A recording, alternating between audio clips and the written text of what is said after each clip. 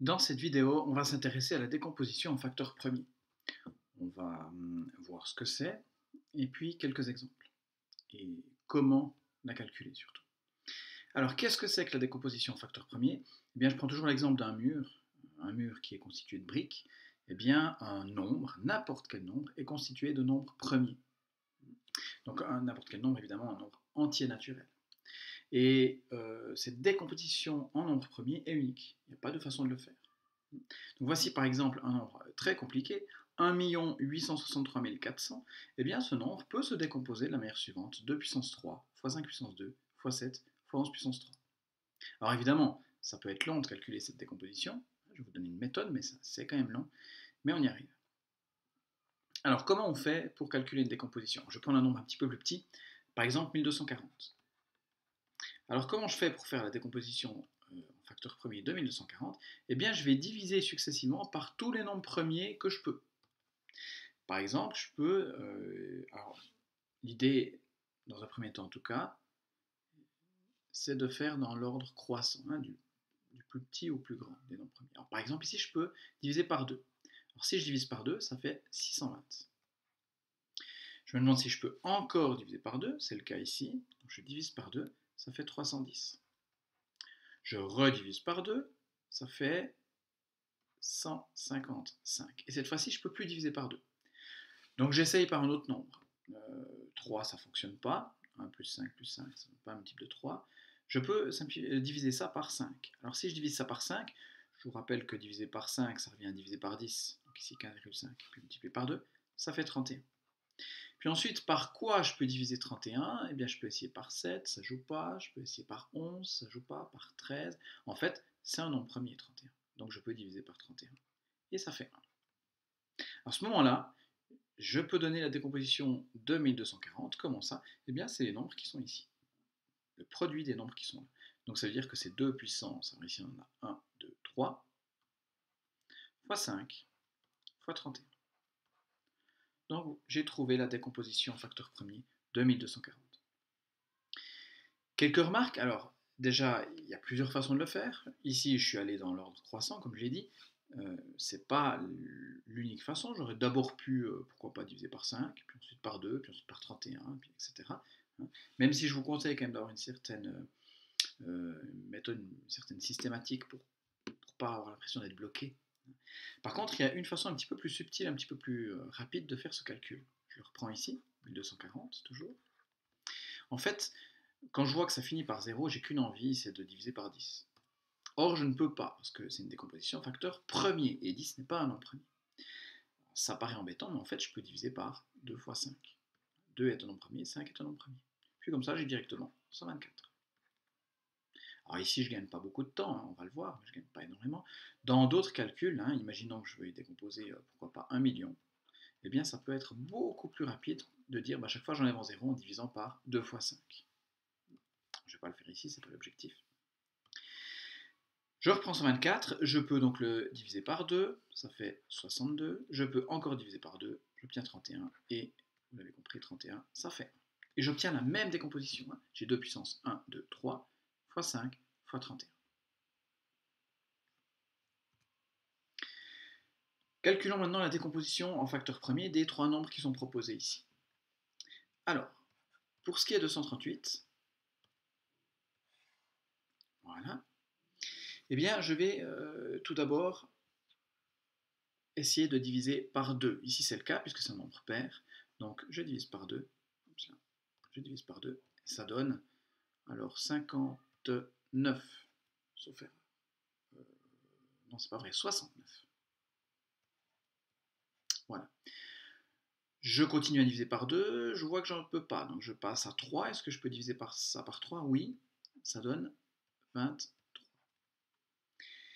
Et puis 23, c'est un nombre premier, donc je peux diviser par 23. Ça donne 1. La conclusion, ma décomposition facteur premier, parce que ça c'est que le calcul, mais ce qui m'intéresse c'est le résultat, ma décomposition facteur premier c'est 2 fois 3 fois 23. Deuxième exemple, 1170. J'en profite pour rendre attentif à ne pas mettre une barre ici ou je sais pas quoi, puis de commencer à faire le calcul ici en plein milieu. Non, on fait le calcul ici, et puis là on mettra le résultat. Alors 1170, ben, utilisons ma méthode, c'est-à-dire de diviser par 2 fois 5. On va prendre un petit peu plus vite. Comme ça donne directement 117. Maintenant, il faut trouver par quoi diviser 117. Alors, il se trouve que 117, je peux le diviser, alors pas par 2, mais par 3. Parce que 1 plus 1 plus 7, ça fait un multiple de 3. Donc, je vais diviser ça par 3. Alors bon, combien ça fait si je divise ça par 3? Si c'était 120 divisé par 3, ça ferait 40. Donc là, c'est un peu moins, c'est 39. Que je peux encore diviser par 3, ça fait 13. Et que je peux diviser par 13, ça fait 1. Attention à toujours diviser par des nombres premiers. Je le fais ici, divisé par 13, parce que 13 est un nombre premier. La conclusion, c'est que 1170, c'est 2 fois 3 puissance 2 fois 5 fois 13. Pour finir, 139, alors là, je l'ai mis 139 parce qu'en fait, si vous cherchez à diviser 139 par un nombre premier, vous aurez du mal. Par 2, ça ne marche pas, par 3, ça ne marche pas, 5, 7, on peut essayer. À un bon moment, on n'y arrive pas.